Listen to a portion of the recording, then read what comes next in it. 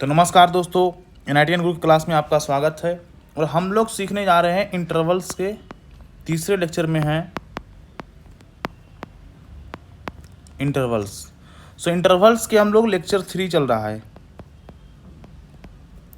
Lecture 3 part 1 part 2 lecture 1 lecture 2 पहले हो चुका है। अब लेक्चर 3 में आने वाले हम लोग। तो इस लेक्चर में हम लोग किस तरह के क्वेश्चंस देखेंगे। इसमें हम लोग इस तरह क्वेश्चन देखेंगे जिस इस तरह का रहता है x - 5 to the power 5, x - 2 to the power 2 divided by x - 4 to the power 6, x - 3। इस तरह का ग्रेटर और इक्वल टू 0 कुछ इस तरह का क्वेश्चन हम लोग देखने वाले हैं। इस तरह के क्वेश्चन को हम लोग किस तरह से सॉल्व करते हैं, इस तरह के क्वेश्चन किस तरह से सॉल्व करते हैं आज क्लास में हम लोग सीखेंगे। तो बिल्कुल एकदम स्टेप बाय स्टेप सीखेंगे हम लोग।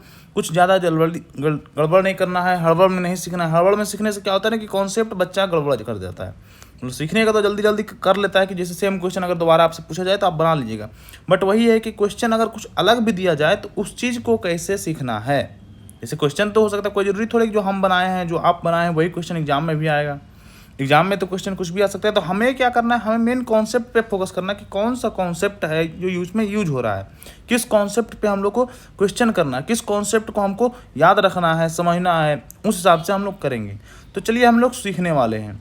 तो सबसे पहले हम लोग बेसिक से चलेंगे। बेसिक का क्या मतलब है कि सबसे छोटा छोटा क्वेश्चन लेंगे। पहले बेसिक से शुरू करेंगे। बेसिक से शुरू करेंगे। तो हम कह रहे हैं कि अगर हम क्वेश्चन नंबर 1 के रूप में इस क्वेश्चन को ले रहे हैं कि आपको पता करना है x² कुछ इस तरह का रहता है। सॉल्व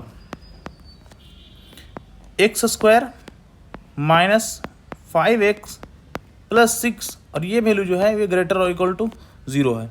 ये करना है, इस तरह का क्वेश्चन को सॉल्व करना है। तो सॉल्व करने का क्या मतलब हुआ कि हमें x का वैल्यू फाइंड करना है। सॉल्व मतलब x का वैल्यू फाइंड करना है। तो हमें बताना है कि x के कौन से वैल्यू के लिए, x के किन किन वैल्यू के लिए ये जो वैल्यू है ये ग्रेटर और इक्वल टू 0, 0 से बड़ा या 0 के बराबर रहेगा। तो हमें उस चीज़ को फाइंड करना। देखिए अब तक क्लास 10th में जब तक हम लोग पढ़ते थे तो वहाँ इक्वल टू साइन रहता है, बट अब हमारे पास ग्रेटर और इक्वल टू दोनों आ गया है।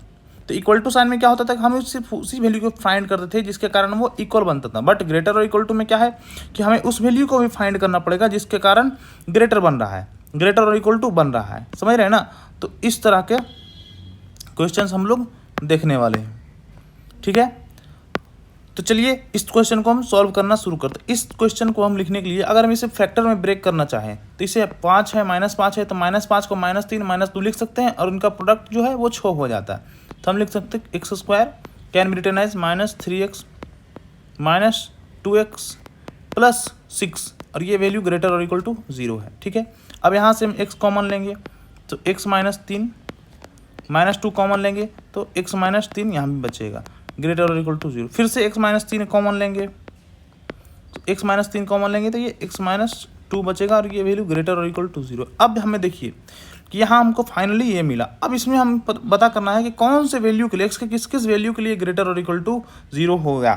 तो हम देखिए हम बहुत आसानी से इस चीज़ को फाइंड कर सकते हैं कि हम सारे पॉइंट्स को जो भी फैक्टर्स हैं, ये फैक्टर है एक, ये फैक्टर है, तो दोनों फैक्टर को क्या करेंगे 0 के बराबर करेंगे और जो पॉइंट आएगा उसको नंबर लाइन पे लोकेट करेंगे। जैसे ये 2 आया तो इस 2 को लोकेट करेंगे, 2 के बाद ही 3 रहेगा तो इस 3 को यहाँ लोकेट करेंगे, ठीक है। अब हमें क्या करना है कि इसके अकॉर्डिंग हमें सोचना है कि अगर कोई वैल्यू 3 से बड़ा हो, इस एरिया में लेंगे, इस इंटरवल में लेंगे कि कोई भी वैल्यू अगर 3 से बड़ा हो तो उसके लिए क्या है, पॉजिटिव आ रहा है या नहीं आ रहा है। तो देखिए 3 से बड़ा वैल्यू लेंगे तो यहाँ पे अगर 3 से बड़ा वैल्यू रखेंगे तो 3 से बड़ा वैल्यू लेंगे तो ये मान लीजिए 3 से बड़ा कोई वैल्यू 4 ले लेते हैं। अगर मान लीजिए हम 4 लेते हैं तो ये 4 है। इसके बारे में बात करें, अगर x के वैल्यू x = 4 ले रहे हैं तो देखिए ये 3x है, ये 4 हो जाएगा, 4 - 3 4 - 3 इंटू ये भी x जो है ये 4 रहेगा तो 4 - 2 तो ये वैल्यू जो आया यहाँ से 1 आया और यहाँ से 2 आया। तो ये देख रहे हैं कि हम लोग को पॉजिटिव मिला। इसका मतलब कोई भी वैल्यू जो 3 से बड़ा लेंगे उसके लिए एरिया जो आएगा ये इस इंटरवल का वैल्यू पॉजिटिव शो करेगा, इस साइड वाला लेफ्ट साइड को। उसके बाद अगर हम बात करें कोई भी नंबर 2 से या 3 से के बीच में हो, 2 या 3 के बीच में हो तो 2.5 ले सकते हैं। तो अगर 2.5 के लिए देखेंगे, देखिए 2.5 हम x ले रहे हैं -3, इस x को 2.5 ले रहे हैं, ठीक है। और यहाँ पे 2.5 -2 कर रहे हैं तो ये वैल्यू भी कितना आया, ये वैल्यू नेगेटिव आया -0.5 आया, और ये वैल्यू पॉजिटिव आया 0.5, तो ओवरऑल वैल्यू क्या आया हमारा, नेगेटिव आया। इसका मतलब ये नेगेटिव आया तो हम क्या करेंगे, इसका साइन नेगेटिव डालेंगे, ठीक है, इसका साइन हम लोग नेगेटिव डालेंगे। उसके बाद हमें देखना है कि बाकियों में किस तरह से हो रहा है, कि जो एरिया 2 वाला है 2 से छोटा है, 2 से कम जो है, इसके बारे में अगर हम बात करें, इस बारे में, इस इंटरवल के बारे में बात करें, तो 2 से कम लेंगे। कोई भी वैल्यू अगर 2 से कम लेते हैं, मान लीजिए हम 2 से कम एक वैल्यू 1 है जो ले लेते हैं, x के लिए x = 1 लेते हैं, तो x = 1, x के जगह पे, इस x के जगह पे अगर 1 डालेंगे तो 1 - 3, और इस x के जगह पे 1 - 2, तो ये भी क्या है, -2 है, और ये वैल्यू -1 है, ठीक है। तो ओवरऑल वैल्यू जो आ रहा है माइनस माइनस प्लस आ रहा है, इसका मतलब ये हमारा भी प्लस आ गया। तो हम बात करते हैं कि ये जो इंटरवल है, इस इंटरवल में और इस इंटरवल में, हर इंटरवल में जो इस तरफ का साइन है ये कभी पॉजिटिव आ रहा है, कभी नेगेटिव आ रहा है। तो हमें पता क्या करना, हमें पता इस सिंबल को देखना है कि ये ग्रेटर और इक्वल टू बोल रहा है या नहीं बोल रहा। ग्रेटर देन बोल रहा है तो हम सिर्फ पॉजिटिव पार्ट को लेंगे, लेस देन बोलता है तो हम नेगेटिव पार्ट को लेते हैं, और साथ ही साथ इक्वल टू भी है तो इक्वल टू मतलब 3 को भी लेना है और 2 को भी लेना है, क्योंकि 3 और 2 के कारण ये 0 भी होगा। तो हमारा फाइनल आंसर जो होगा उसके लिए हम लिख सकते हैं कि x जो है ये -∞ से लेकर 2 तक, -∞ से लेकर 2 तक, कि 2 छोटा है तो 2 तक लिखेंगे, समझ रहे ना, 2 हमारा छोटा है तो 2 तक लेंगे, और 2 को क्या करना है, क्लोज रखना है। पिछले क्लास में बता दिए हैं कि इसको क्लोज रखना है, क्योंकि 2 को हमको कंसीडर करना है यूनियन। फिर हम 3 से यहाँ शुरू करेंगे, 3 से लेकर के इनफाइनाइट तक जाएंगे। ये हो गया हमारा फाइनल सॉल्यूशन इस क्वेश्चन के लिए, ठीक है। तो इस तरह के क्वेश्चन को करते हैं। अब क्वेश्चन तो इस तरह से कर लेंगे, लेकिन इसके लिए कुछ स्टेप्स होते हैं, हमें स्टेप्स देखने पड़ेंगे कि किस किस स्टेप पे और किस किस तरह का क्वेश्चन को हम लोग सॉल्व करते हैं, स्टेप में कौन कौन सा स्टेप लगता है, ठीक है। ये तो हो गया कि बेसिक कैसे करते हैं वो। अब हम चलते हैं कि इसके स्टेप वाइज डेरिवेशन में देखते हैं कि स्टेप में क्या क्या लिखना होता है। तो हम इस मेथड को बोलते हैं, ये जो मेथड आपने देखा, इस मेथड को बोलते हैं साइन स्कीम। क्या है, साइन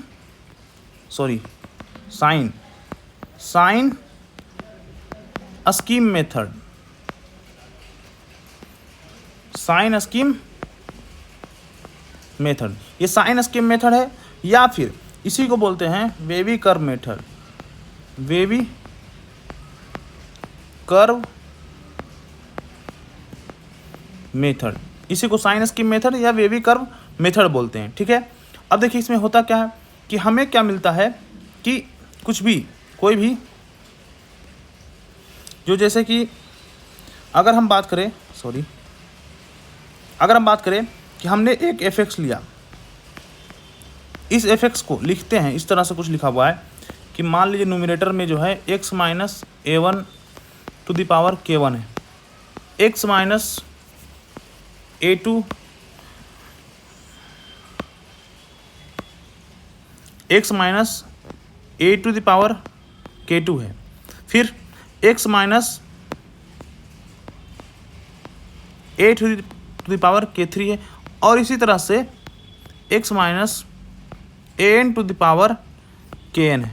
और डिनोमिनेटर में हम लोग कुछ ले लेते हैं, डिनोमिनेटर में हम ले लिया कि मान लीजिए x - b1 to the power r1 है, x - b to the power r2 है, x - b3 to the power r3 है, और इसी तरह से हम लिख सकते हैं कि x - bn to the power rn। तो ये हमारा फंक्शन दिया हो रहा है। इस तरह का फंक्शन जो होगा वो जनरली क्वेश्चन में दिया ही रहेगा।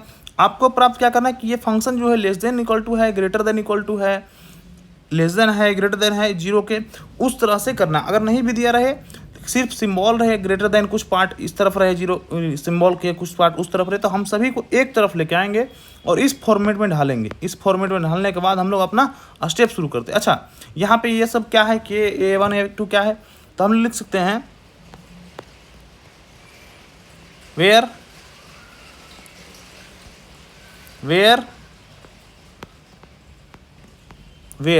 वी कैन राइट दिस, क्या है a1 a2 and so on, कितना तक an तक, एंड b1 b2 और bn तक। ये सब क्या है, आर रियल नंबर्स,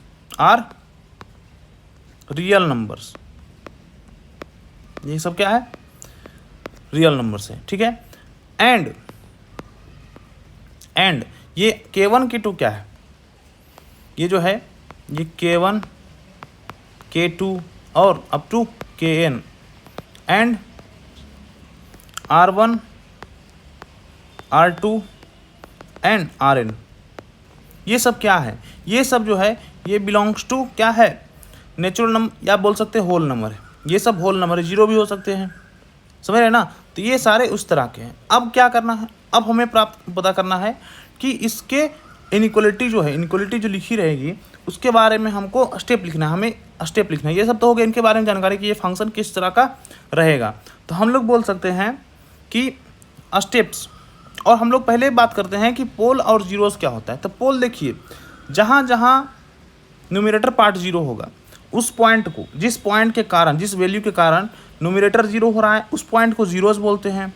जिस पॉइंट के कारण डिनोमिनेटर जीरो हो रहा है उसे हम लोग पोल बोलते हैं, ठीक है। ये जीरोज हो गया और ये पोल हो गया। तो हम लोग लिख सकते हैं कि पॉइंट्स, लिख सकते हैं नोट में इस तरह से, points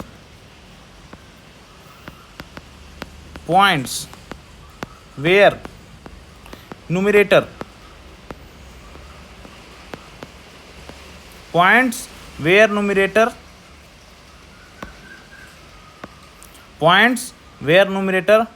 become zero, point where numerator becomes zero are called zeros, okay। and points where denominator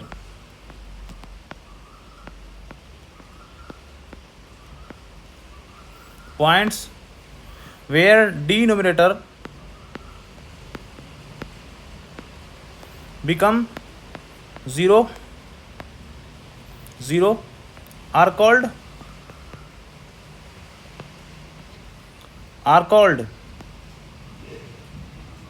पोल। इस पॉइंट को हम लोग पोल बोलते हैं, यानी कि हम कह रहे हैं कि इसके कारण, इस न्यूमरेटर के कारण जहाँ जहाँ जीरो बनेगा उस पॉइंट को हम लोग क्या बोलते हैं, जीरोज बोलते हैं। इस डिनोमिनेटर का कारण जो बनेगा उसे पोल बोलते हैं, ठीक है, जीरोज एंड पोल। अब समझ में आ गया। अब हम लोग लिख सकते हैं कि यहाँ पे लिखते हैं steps for solving inequalities.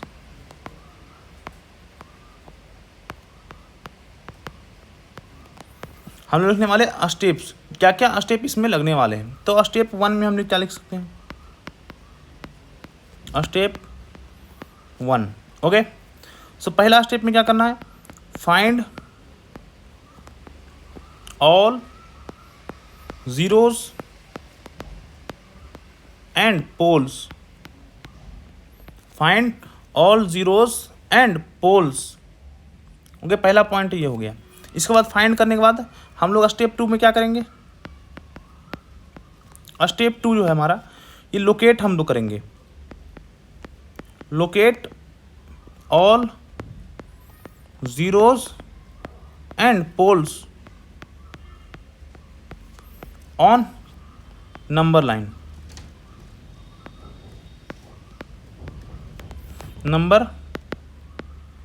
Lines, okay.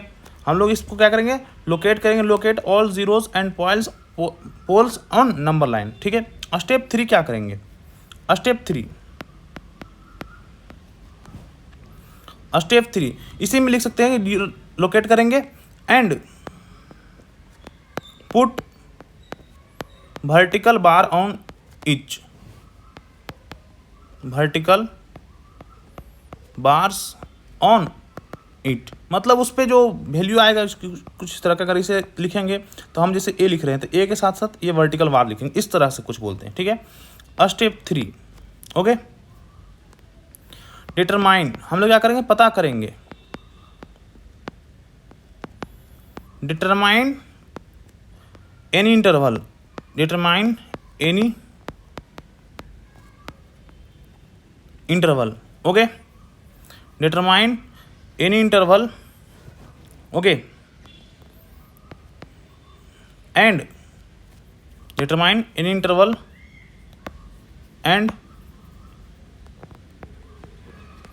check the sign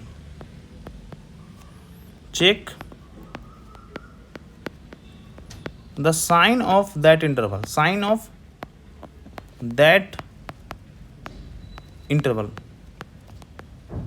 हम लोग क्या करेंगे, उस इंटरवल में साइन चेक करेंगे, check the sign of that interval. अगर वो पॉजिटिव है तो पॉजिटिव लिखेंगे, नेगेटिव है तो नेगेटिव लिख देंगे। वहाँ लिखने के बाद then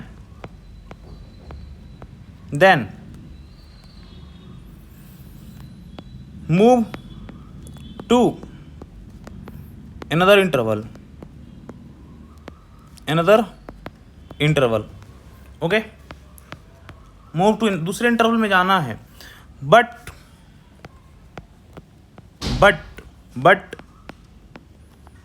move to another interval, but यहाँ पे एंड लिख सकते हैं, interval and change the sign, okay, change the sign, जो साइन पिछले में मिला था, change the sign if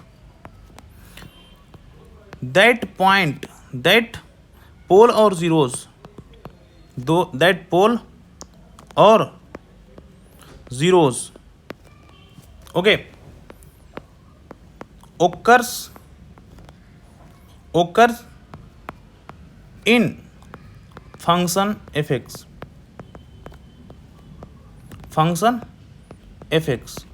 and change the sign if that pole or zeros occur in function fx for odd number of times,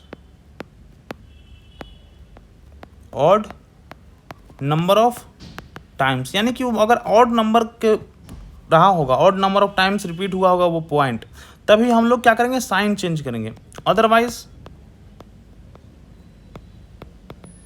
otherwise for even number of time, for even number of times, odd number of times, for even number of times, for even number of time, keep the sign same,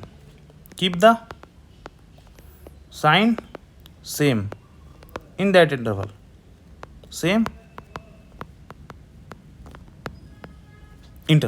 okay, keep the sign same in that interval। मतलब अगले interval में जब हम जाएंगे और उस interval को cross करते टाइम, जैसे इस तरह से कुछ है कि मान लीजिए यहाँ पे कोई पॉइंट है, मान लीजिए 2 है, 2 के इस तरफ हमारे पास नेगेटिव था, और इसे क्रॉस करते टाइम, इस 2 को क्रॉस करते टाइम अगर कुछ इस तरह का हमारा फंक्शन रहा था, x - 2 तो उसमें फैक्टर रहा होगा, और यहाँ पे पावर 3 रहा होगा। 3 क्या हमारा ऑड नंबर है, तो 3 जो ऑड नंबर है, तो ऑड नंबर को अगर क्रॉस करेंगे तो हमें साइन को चेंज करना पड़ेगा। बट वही x - 2 अगर रहता और यहाँ पे पावर 4 रहता, तो 4 ऑड नंबर नहीं है, तो साइन चेंज नहीं करते, समझ रहे ना, यहाँ पे साइन सेम ही रह जाता, इसके लिए, समझ रहे।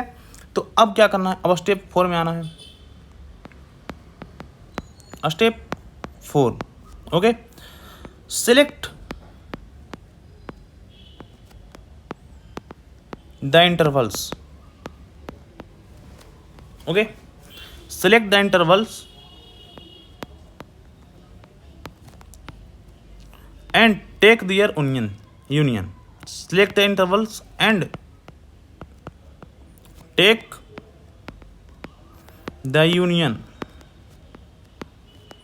of all positive intervals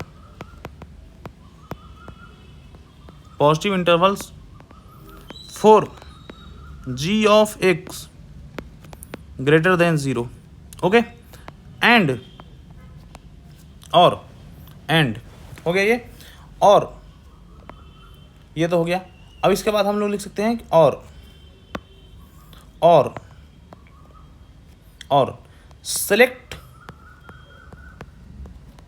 select the intervals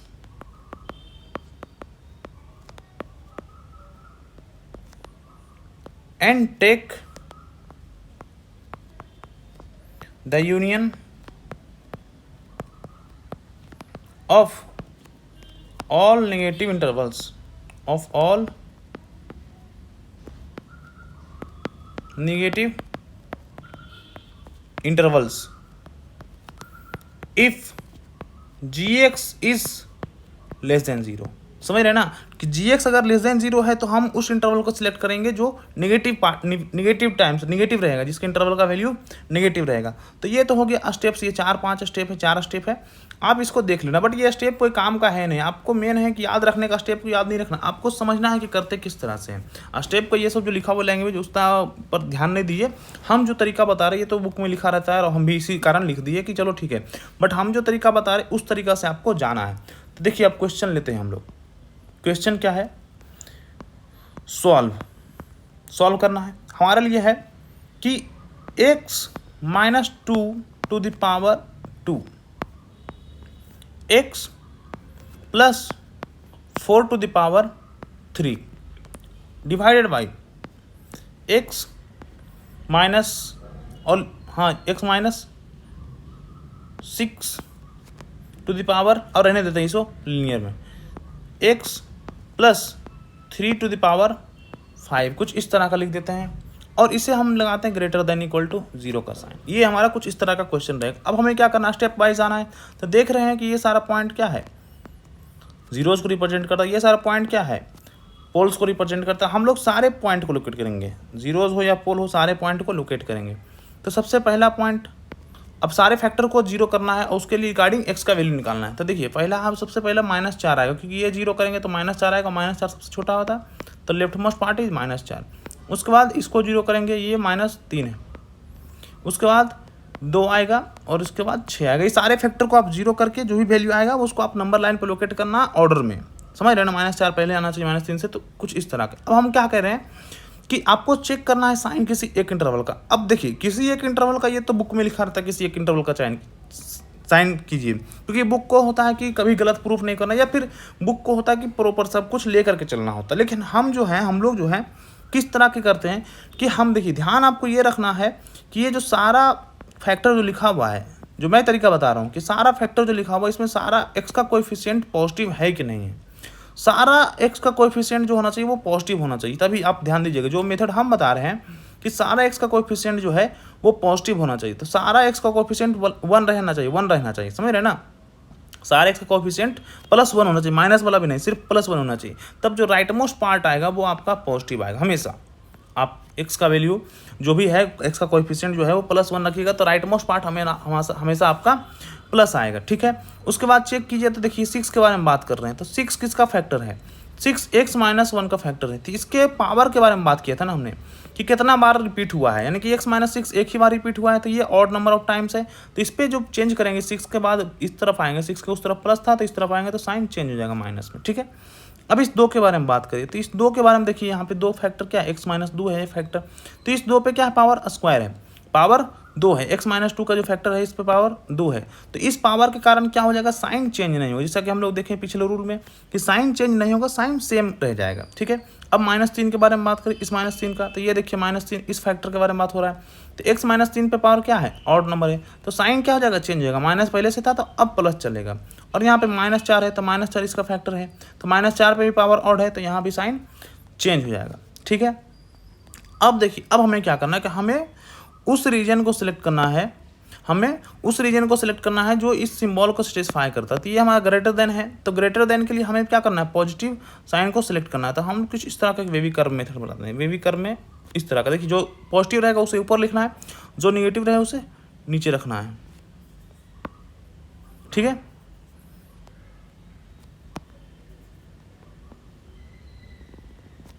ठीक है, अब ये पॉजिटिव है तो इसे ऊपर लेके जाएंगे और ये नीचे आएगा, ठीक है।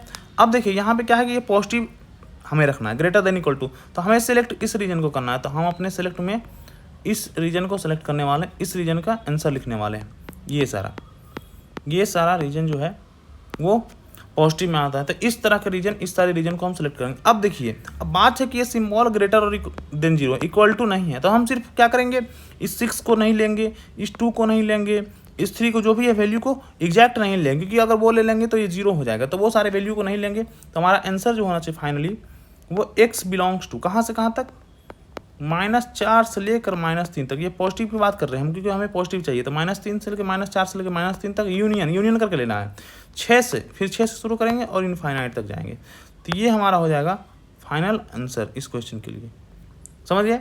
इस तरह से हम लोग को आपको करना पड़ेगा। तो इस तरह के क्वेश्चन, और अगले क्लास में हम क्या करेंगे, सिर्फ क्वेश्चन का सेशन रखेंगे। ये तो क्लास हो गया, अगले क्लास में हम सिर्फ क्वेश्चन करेंगे, 4-5 क्वेश्चन लेके आएंगे और 4-5 क्वेश्चन करेंगे। ये मेथड आप समझ गए होंगे, मेथड सीख गए होंगे। तो मेन मेथड इंपॉर्टेंट होता है, मेथड आपको एक बार पता चल गया तो आगे का 4-5 क्वेश्चन जो करेंगे, हम प्रीवियस क्वेश्चन लेंगे कि मान लीजिए अगर कोई पुराना क्वेश्चन, पहले का क्वेश्चन आया होगा तो उस तरह का क्वेश्चन कुछ करने वाले। इसी तरह से करते रहेंगे और हम लोग जेई का एग्जाम देंगे। अगर आप अच्छे हैं मैथ में, तो जेई में क्या है कि आप मैथ में अच्छे हैं तो मैथ में बन ही जाएगा क्वेश्चन, समझ रहे ना।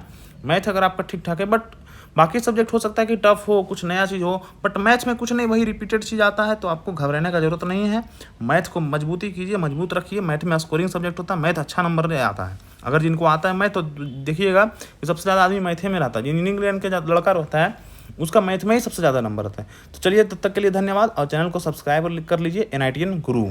धन्यवाद।